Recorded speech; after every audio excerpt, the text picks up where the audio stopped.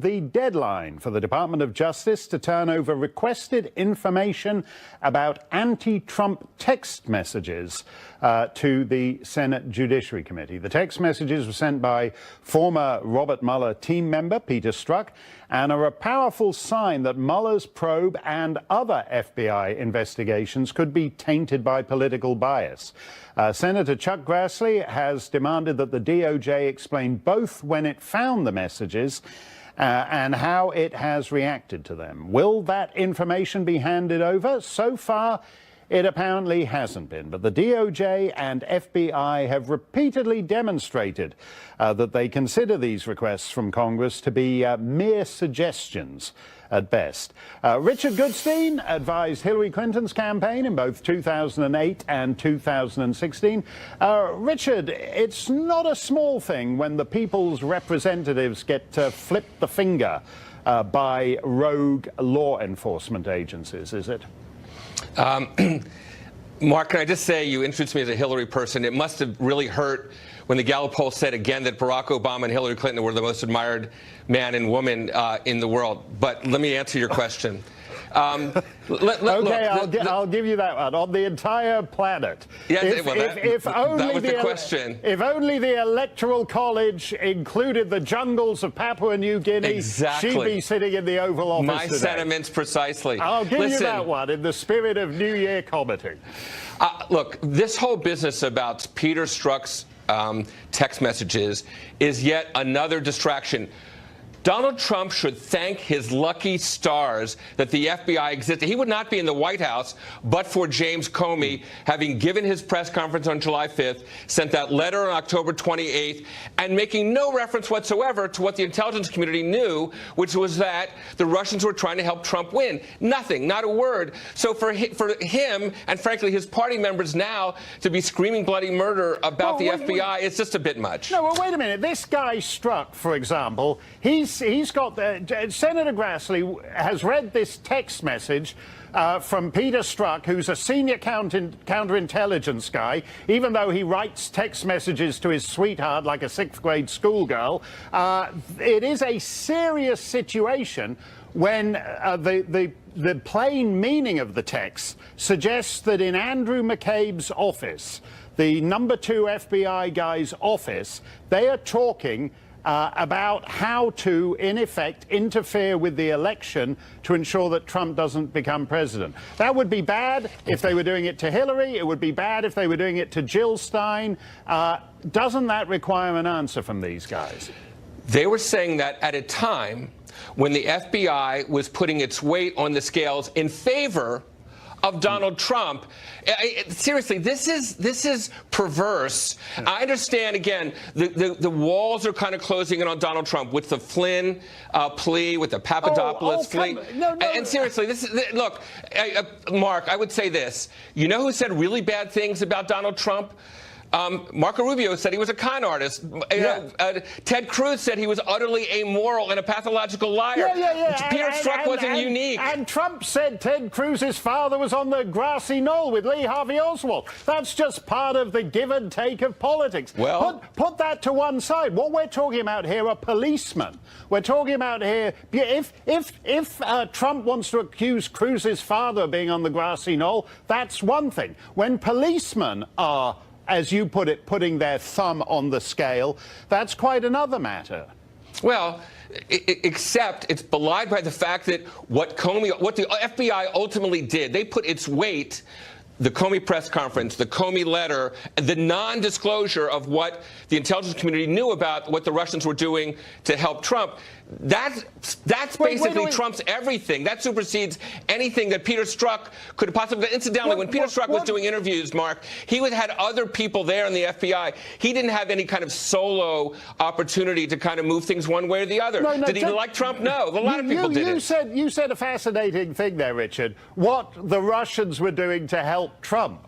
What were they doing? I'll tell you, 4 things, keep in mind. Yeah. They said to Donald Trump Jr., we can help you. Donald Trump Jr. said, love it, let's see it. And then guess what? The Russians did help through WikiLeaks, and Donald Trump 100 times during the campaign made reference to WikiLeaks and urged them to do more, to basically steal from Hillary Clinton's computer. And then, of course, all the people in the Trump orbit lied about it. Nobody had to steal from any Democrats. John Podesta's password was password with a 0 for where the O should be. So John Podesta and Hillary Clinton might as well have left their emails on top of a payphone in Grand Central Station. You don't have to steal them.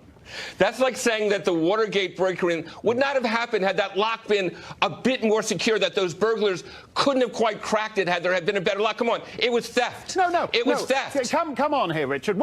We hear this thing, they may have hacked into voting machines. You can't hack into something that isn't connected to the internet. That's like hacking into a cinnamon bun. You can't do it. I totally agree that we right now don't have evidence about the voting machines. But here's what we do have evidence of. We know that there's some crackpot from North Carolina came up to Washington, D.C. with a rifle because there was some loony thing that was put out by the Russians about a child slavery ring in a pizza place, and he was prepared to shoot people. You think people might be prepared to vote differently? This guy was prepared to shoot people because of what he read on the internet. Come on, we had a Bernie Sanders guy shooting up the congressional baseball-playing Republicans. We have that's not on Bernie Sanders. Bernie is one of my neighbors in northern New England, and I think he's a kook, but I don't think he incentivizes people to murder. You can't make that connection. You're downplaying the significance of what was put out on the internet by the Russians, okay? I'm saying the point I made was Exhibit A. That was something that was specifically done by the Russians, and a guy was prepared to travel hundreds of miles to shoot people. That suggests to me that somebody may be able to have their vote influenced. That's all. Well, that's interesting to hear from campaign officials, because if that guy Putin can swing an election for 100 grand, you guys are out of business, Richard, because nobody needs to pay millions to the big fancy pants consultants when 100 grand to some guy in Moscow can swing the election for you. Let me just, two things, Mark. We will see when the Podesta emails came out an hour after Access Hollywood. Was that a coincidence, or was there some collaboration? And we will see when all these swing voters in Michigan, Wisconsin, and Pennsylvania were targeted by Russians. Was that all done by Russians, or were there any Americans that were involved? Those are the questions that Mueller, I bet, will get to the bottom of, and I don't think the answer will reflect well on the Trump campaign. As I said, Richard, that the whole consultant industrial complex has gone up in smoke if some rinky-dink Ruski over in Moscow could just swing it for you. It isn't just text messages hurting the legitimacy of Mueller's investigation, of course. The FBI's infamous reliance on the Trump dossier is doing a good job as well. Republican Congressman Ron DeSantis of Florida says that use of the dossier undermines the basic legitimacy of the FBI's warrant to investigate the Trump campaign following last year's election. And Congressman DeSantis joins us now. This is a very interesting legal point you made. If this dossier was the pretext for the entire investigation, it's a kind of almost absurd fruits of the poisonous tree thing, in that it's not a legitimate pretext for an investigation. Is that correct? Yeah, just think about where this dossier came from. This was paid for by Hillary Clinton, the Democratic Party. They paid millions of dollars to Perkins Cole law firm, who then laundered it to Fusion GPS. So you have Fusion GPS producing this thing. I think Christopher Steele was more of a cover to make it look like an intelligence product. But to this day, the FBI can't verify anything in it other than one person associated with Trump traveled to Russia at some point. So this stuff is bogus. It's fake news. And you expect that kind of stuff to be generated in the course of a political campaign. But if that is presented to the FBI and then they're taking that unverified dossier and launching a federal counterintelligence investigation without anything more, to me, that raises some serious questions. And was it Peter Strzok who was involved? Remember, the key text message was he was in Andrew McCabe's office and they were talking about, Lisa Page said, oh, Donald Trump can't win. And Strzok says, I don't think the FBI can take that risk. We need an insurance policy basically against Trump's election. So the question is, was that dossier and the subsequent investigation and surveillance the insurance policy he referenced in those text messages? And what you're saying here is that it comes before a FISA judge who isn't an expert in intelligence matters, but it's got the FBI imprimatur. It's kind of got an MI6 imprimatur because the spook appears to have credentials. And in a sense, it would appear to be a plausible document if laid before a judge. Is that correct? Well, that's the question. We've asked the Department of Justice, the FBI, to give us the information about how the dossier got in their possession. Did they pay for the dossier, and how did they use the dossier? Did they use it as the basis to get these FISA warrants? And they've basically refused to answer those questions. This is going to come to a head because I think you're going to see a contempt of Congress if they don't produce this to the Intelligence Committee. But that's the question. And here's the thing, Mark. If the answer to all those questions was no, then they would just say no. The fact that they haven't, to me, raises some serious questions. Well, you've said that they've been looking at this thing for a year and a half now, and Christopher Steele cooked it up in a few weeks. They've been unable to corroborate anything except that some guy at some point got on a plane to Russia. But they don't know what he did once he got off the plane in Russia. How many more months or years do they need to supposedly attempt to corroborate this nonsense? Look, I think it's time to put up or shut up. This whole thing started, obviously after Strzok and these guys started the counterintelligence. When Mueller got appointed, I think Rosenstein made a big mistake because what he was doing was he was superimposing a criminal prosecutor on top of a counterintelligence investigation. Right. And how good of an investigation that was, obviously, there's a lot of concern about that. But there's never been a crime identified here. You can believe that Russia tried to hack different people's email accounts, but that doesn't mean that there was a criminal conspiracy with Trump's campaign, and there's never been information provided to substantiate that. So I think if he can't answer that question, then I think we need to move on. I think you are going to see the committees in Congress move on, and I think the result is going to be no collusion. Yeah, that makes a lot of sense, Congressman. Thanks for that. More liberals are turning on Hillary Clinton. We'll discuss a liberal magazine that is begging her not to run again next. And we'll show you President Obama's attack on the power of social media. All that coming next.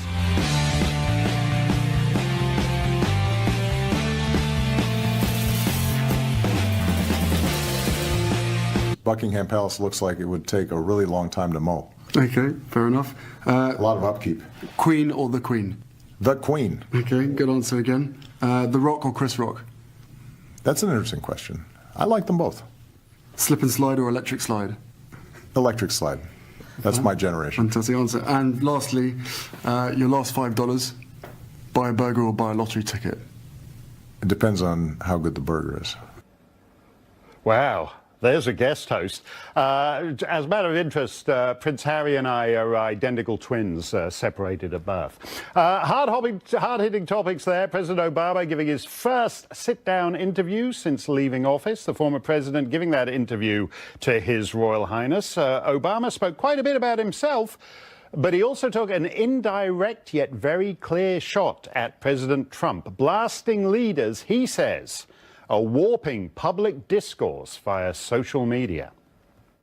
The question, I think, really has to do with how do we harness this technology in a way that allows a multiplicity of voices, allows a diversity of views, but doesn't lead to a balkanization of our society, but rather continues to promote ways of finding common ground. And all of us in leadership have to find ways in which we can recreate a common space on the internet. Wendy Osefo is an education professor. Wendy, putting aside the idea of a president talking to a prince about how it's the rest of us who are living in danger of living in a bubble, What do you think he was getting at here? Was it a shot at Trump, or was it a more general observation? It was a more general observation. Right now, the current climate, not just in our country, but overseas as well, is one where everything is volatile, and people need to be mindful, especially those in power, of the decisions that they make. And that's what Obama was speaking to, and I think is a poignant point, especially right now. Well, isn't there a danger, though, in world leaders, the establishment, the elite, saying everything would be better if we didn't have balkanized multiple voices? When the internet started, one of the great things it did was it freed people from the default setting of mainstream media, which is surely liberal. That's surely the bubble, isn't it? It's not necessarily the bubble, and I wouldn't say that mainstream media is liberal. That's not true. Look at the network that we're on right here. So again, you know, when we try to make those type of narratives and we try to make those overarching statements, that exactly negates what he's trying to say there. You know, mainstream media, at the end of the day, has a level of responsibility, and our leaders, our elected officials, have a tantamount level of responsibility, and they need to make sure that everything they're doing and the policies that they're set forth is not just one that impacts their own bubble, but impacts all of us as citizens. What about the idea that beyond the media, the default setting of our society now, by which I mean not just media, but motion pictures, churches, schools, the default setting of our society is essentially liberal. If you go to school, you'll learn essentially the liberal view on climate change. If you go to church, you'll get the liberal view on climate change. What's wrong with balkanizing that just a little? I reject that premise. I don't believe it's the liberal view. I actually think it's the popular view. And that's something that conservatives have to start to accept. It's not necessarily that there's a war against people who are conservative or who have right-leaning ideologies. It's more so that overall, when we look at issues, they tend to lean on the left side. And that's just the truth of the matter. We cannot negate the fact that the popular view often leans to the left. That does not negate, you know, individuals who are conservative by any means. And what's really important here, if I could just underscore this, is that Americans need allies. The United States needs allies. But the volatile behavior of President Trump makes that increasingly more difficult. So we need to start addressing that as well. Well, we'll see who winds up sitting at in the third row at Prince Harry's wedding on that one, Wendy. The magazine Vanity Fair is positively begging Hillary Clinton not to run for president again. Take a look at this.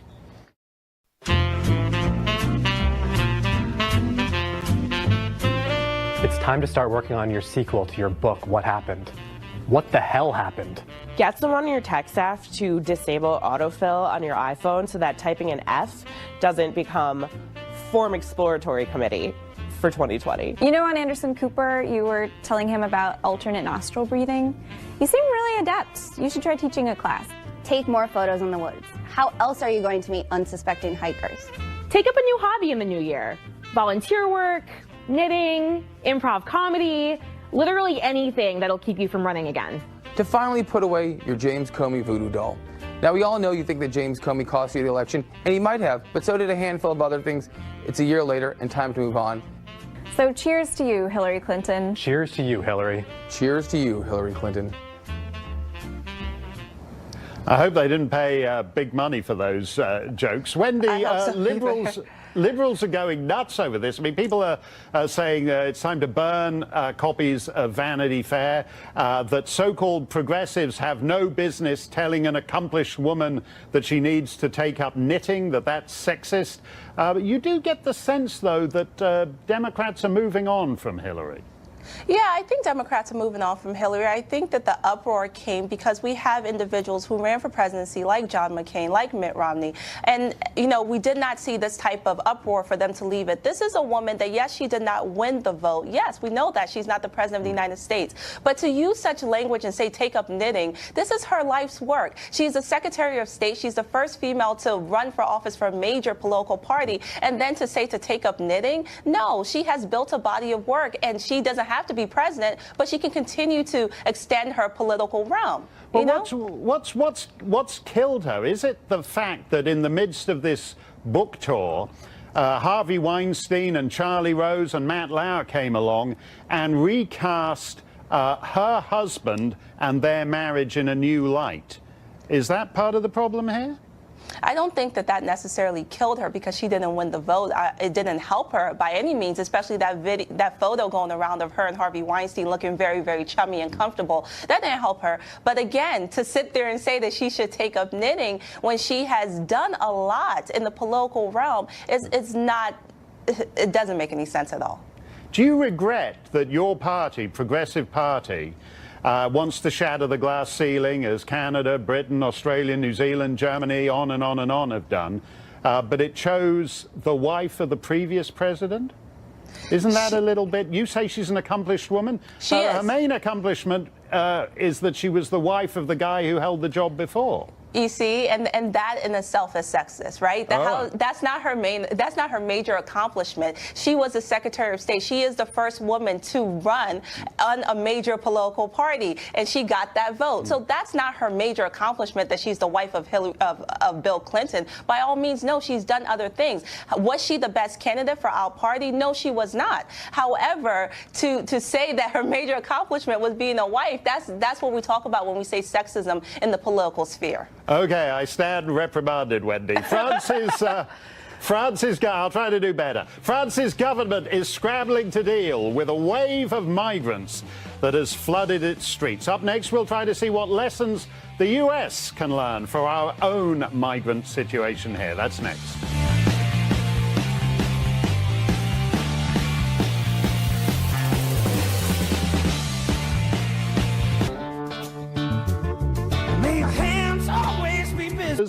And doing a host of other measures to get migrants out of the country and keep them out.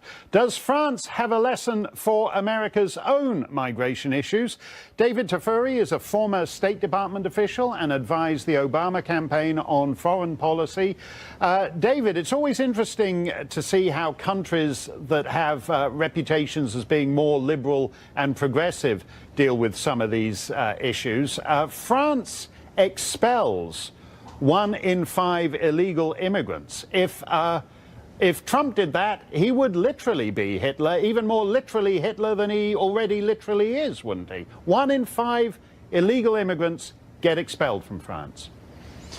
Well, I wouldn't agree with that characterization, but you're right. Macron is doing some interesting things with respect to migration policy in France, and these are things that France needs to do. Here's some of the things it's doing. As you mentioned, it's getting some of the migrants off the streets, but it's trying to get some of them into shelters. It is also setting up centers in Africa for those who are asylum seekers to be identified and observed and chosen from Africa so that they know before they go to France whether they're going to get asylum or not. That's also very important for limiting those who are going to go expecting to get asylum and not get asylum. But one of the most important things that Macron is doing is he's distinguishing between economic migrants and political asylum seekers, or those who are refugees that meet the standard for refugee, meaning they have a well-founded fear or of death or injury if they're returned to their country of origin. And he's accepting asylum seekers, true refugees, and he said France is still open for refugees, whereas economic migrants he's trying to discourage from coming to France. And that's something that we can learn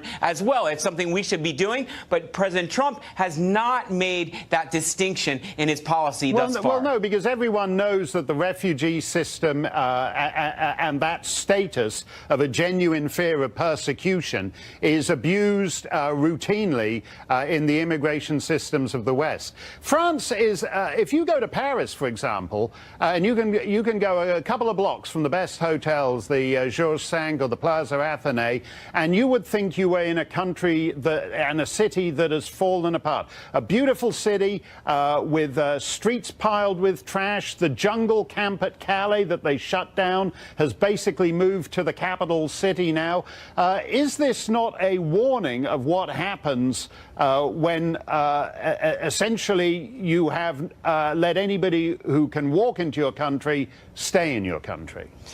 Well, that's why Macron is doing some of the things that he's doing. He's trying to make the streets safer. He's also trying to make it safer for some of these migrants by moving them off the streets and moving them into shelters. But I want to go back to one other characterization you mentioned, which I don't agree with. Asylum seekers in the U.S. are not problematic. Actually, the refugees who have come to the U.S. and have been resettled here as refugees have not engaged in crime. Their crime rate is less than the average American, and they've not engaged in terrorism. None of the major terrorist attacks. Well, hold on a second. None of the major terrorist attacks in the U.S. have been due to refugees. They're from people who came to the U.S. in other ways. No, what about the Somalis in Minnesota, for example, who go back to Somalia? They supposedly here because it's unsafe for them to go back to Somalia, but they fly back to Somalia, strap on the old suicide belt, and your State Department pays to have the 50,000 fragments of whatever's left of them shipped back for burial in Minnesota. Mark, you got to look at the statistics. I mean, you can pull out one, crazy situation, but if you look at the statistics, asylum seekers and refugees in the United States have not engaged in crime and they have not engaged in terrorism. And it's because our asylum process has a very substantial vetting procedure. They're vetted overseas. It takes 2 years for them to go through that vetting process. They're interrogated. They go through questioning and background checks. And by the time they make it here through that difficult process, they normally are law-abiding citizens who contribute to our society. Now, I agree with you, though, that we have to do a better job of limiting those who come from overseas who do engage in terrorist attacks, and there are many who have done that, but they have not come as refugees. They've come through other ways. They've come on visitation visas. They've come on family visas. They've come through other means, and those are the ones that we should be more focused upon. Well, what's the answer to that? Because if you look at the situation of Europe to Africa, it's actually more severe than North America to South America. Because if you look at the differential in birth rates, a very tiny proportion of the population of Africa, countries where people have 6, 7 children, and they can't support the present population, the incentive to just get on a boat and, as Tucker showed on this show a couple of months ago, just arrive on a beach in Spain where all the nice continentals are sunbathing topless and walk into Europe. What's to prevent people from just walking into the developed world and overwhelming it? I've read some of your articles on the aging statistics that you mentioned, and they are very interesting and thoughtful. And I think you make some good points there. One of the ways, though, we stop migration from Africa to Europe, as you mentioned, is to set up these centers in Africa. So there are staging centers there where people can apply, and they'll know whether they're going to be given refugee status or not. But ultimately, we also have to do more to turn these countries that are becoming failed states into more stable, prosperous countries, so people do not want to leave them. That's going to take a lot more engagement by Europe. Europe is not doing enough in Africa to stabilize these countries. Europe used to do enough, and it's called colonialism and imperialism. And it's actually very hard, isn't it, to do it at one remove by just giving money to international aid and development things. Well, that's not just what I'm talking about. And obviously, there's something in between colonialism and zero engagement. We have to be engaged. We have to be promoting democracy. We have to be promoting economic prosperity. And we have to make these countries safe and prosperous and stable so the people stay there and they don't seek illegal migration. Thanks for coming on, David. We'll try and find where that sweet spot is. Cash is as old as civilization, but has technology made it obsolete? Up next, Tucker's back to talk to an economist who says it's time for an all-electronic economy. That's next.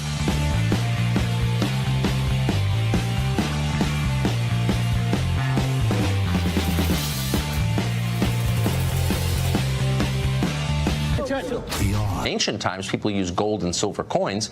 Today, paper money remains the single most popular way to make transactions in this country. But should it be? Some economists say day-to-day shopping can easily be done electronically, while the continued use of cash hurts the economy and may even cause crime. Kenneth Rogoff is a Harvard professor, a former chief economist at the International Monetary Fund, a famous chess player. He says it's time to move forward toward a cashless society. Professor Rogoff joins us tonight. Professor, thanks for coming on. Thank you for having me. So I've heard this argument before, and I understand and I take seriously the inefficiencies of cash. and the possibilities for crime, transnational crime, it avails to criminals. I get all that. But there's also the suspicion that a lot of us have that eliminating it would just increase government power, maybe to a point that's dangerous. Is that a concern for you? Absolutely. So I actually don't favor getting rid of cash. I favor getting rid of large bills like the 50 and the 100 and similar around the world. I think if you look at the use of cash, actually, by quantity of transactions, it's nowhere near the most popular. It's fallen out. It's behind for purchases over, $50. It's behind, debit cards, credit cards, electronic payments. But for small payments, it's very convenient. And of course, sometimes somebody wants to do something for $5,000, even $100,000. They don't want anyone to know. But you can carry a suitcase of $10 bills, a briefcase of $10 bills of $100,000. 20 pounds, if you have to do that once in a while. We shouldn't go cashless, but I do think if you look at the declining use of cash and the rising printing of these big bills, we ought to realize it's for tax evasion. That's much bigger than crime. And if you can cut back on tax evasion, you could, for example, lower tax rates. So you do acknowledge, though, it sounds like you are acknowledging that people have an inherent instinct, a desire for privacy. They don't necessarily want anybody, whether it's a bank or the Treasury Department, tracking what they're doing with their money. And that's okay, you think? Yeah, well, okay. There's a big difference between somebody doing a wholesale business where they're doing $50,000, $100,000 in transactions every week, and they don't want the government to know, and somebody who's doing something on a much smaller scale. And I think these wholesale transactions are facilitated by these big bills, big drug kingpins. Tax evasion is a huge thing. So I just think we need to recalibrate it a little bit, not so much eliminate it. Are you worried about the vulnerabilities of a digital system? We're moving in that direction anyway. But I mean, the beauty of cash is it's tangible. You can hide it under your bed. No one can hack a $100 bill. Are you concerned about that? Well, I'm very concerned about cybersecurity. On the other hand, I think if we have a problem, hanging on to the rump of cash that we have left in our system's not going to save us. We need to protect ourselves. But yeah, that's, if you have a big storm that knocks out the power system, God forbid an EMP blast or something, right. It's very useful to have some rump of cash left there. Although, people have been very inventive when that's happened in the past with checks, IOUs, and other things. But no, we don't want to get rid of cash completely. But I do think if you look at what the government's printing, there's almost pushing over $4,500 for every man, woman, and child in the United States. And there are lots of surveys. Even if you take the part that's out of the country, the average person's holding maybe a couple hundred, $200-300, right. Counting in their house, counting in their car. They're not holding $4,500, much less their kids. No, they're not. Quickly, what do you make of Bitcoin? Where does that fall in the spectrum? Well, I mean, Bitcoin's great innovation, but the part of it that's anonymous, eventually the government has to apply anti-money laundering rules, tax rules, and other things. I mean, the government can't just look the other way and let people do giant transactions, transnational, national, and not care about it. It's going to get regulated.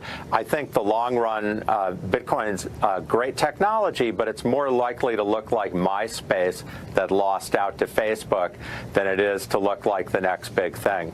Right, because it is a threat to the government in the end, and you never win threatening the government. You in the currency game, the government makes the rules. So this idea that you can invent a currency that wins out, it's nonsense. It won't. But it's a great technology. It has great uses. I love the idea of it, though. Professor, thanks a lot for coming on. That was interesting. Thank you very much for having me.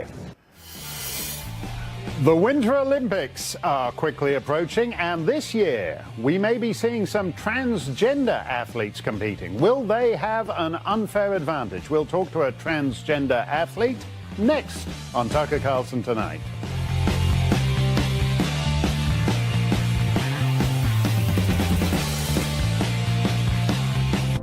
I am totally. Congresswoman Sheila Jackson Lee of Texas. Earlier this week, United Airlines passenger Jean Marie Simon was exiled to an economy seat despite buying a first-class ticket. Then she saw her seat handed over to Sheila Jackson Lee. That was bad enough, but after Miss Simon complained, Jackson Lee issued a statement suggesting Simon was racist, even to object.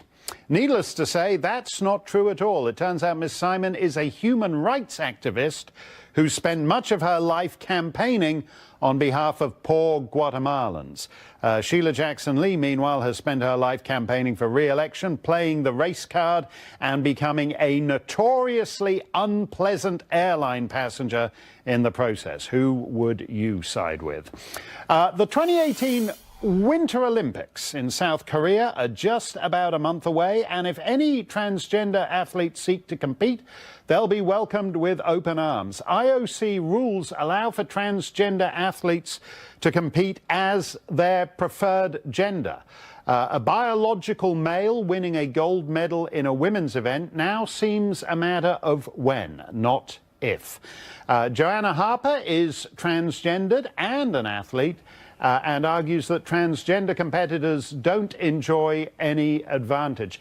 Joanna, there are a lot of people who in this age of gender fluidity take a relaxed view of it and accept that you can choose which bathroom to use and all that, but that when it comes to sport, when it comes to who's the fastest, who's the strongest, when you're running around a 400-meter track, that basically, from gender fluidity, we're back to two biological sexes in which those who are born male have a distinct advantage. Where are they going wrong on that? Well, first of all, biology is actually quite complex. And so to suggest that that biology is dimorphic is incorrect. But it is certainly true that people who have gone through male puberty especially do have substantial advantages. And to be clear, the IOC rules say that transgender women can only compete in women's sports after they have gone through a year of low testosterone due to hormone therapy. And that actually changes many biological characteristics, and especially those characteristics that are important for sport. But and the second thing I'd like to say is that I've always admitted that transgender women have advantages over cisgender or typical women, but also disadvantages too. And the important question is, can the two groups compete against one another equitably and meaningfully? Well, let's look at the tests and the testing that you mentioned, where they say you have to, and maybe you can actually explain this in layman's terms. You're a scientist, you understand a lot of this, but lowering testosterone, and I think the thing is you have to have your testosterone levels below 10 nanomoles per liter. And if I think about it carefully enough, I can remember what a nanomole was from my school days, if one drops from the ceiling on my head. But 10 nanomoles per liter, as I understand it, something like 90% of female athletes, their testosterone levels are around 3 nanomoles per liter. So in other words, this upper limit is 3 times what would be typical in a female athlete. So it seems like a kind of arbitrary setting unrelated to the realities of the situation. Well, I actually agree with you there. And in fact, I am part of a committee that has recently recommended that we lower that limit from 10 to 5. And it's important to understand that that's a limit. The vast majority of transgender women will keep their testosterone below 3 and in fact below 2 and usually below 1 nanomole. Right. So this is an upper limit, but I absolutely agree. 10 is too high, and our committee has recommended bringing it down to 5. You mentioned that it's not like a binary boy-girl thing. There was I think she was a South African athlete who competed in the Olympics and the Commonwealth Games a couple of years back, and her fellow female competitors were convinced that at a certain level she was transgendered. And in fact, I think the authorities ended up actually testing her to find out whether she was transgendered because her levels were believed to be extraordinarily high. I wonder if we're in danger in the end of just killing women's sport by this kind of micro-regulation of essentially the individual DNA of each participant. Well, first of all, the athlete in question, Caster Semenya, was almost undoubtedly intersex, which some people may not be familiar with that term, but hermaphrodite is a term that more people might be familiar with. But intersex people have a mix of male and female characteristics, right. And Semenya is almost undoubtedly intersex. So there are different issues than with transgender athletes, and it's important to separate the two. But again, it is important to have fair play. It is important to that introducing intersex and/or transgender athletes does not overly affect the playing field that exists. And transgender athletes in particular are hugely underrepresented in women's sports. Well, we'll see. In other words, if you were to look at the population of transgender athletes, you would expect that there would be a lot more athletes than there actually are. Well, we'll see where that ends up, Joanna. It may well be that men and women just end up running around the track altogether and there aren't these separate events anymore. First, the left agitated over racist trees, as we reported yesterday. Now, another tree controversy, this one involving the first family. That's next.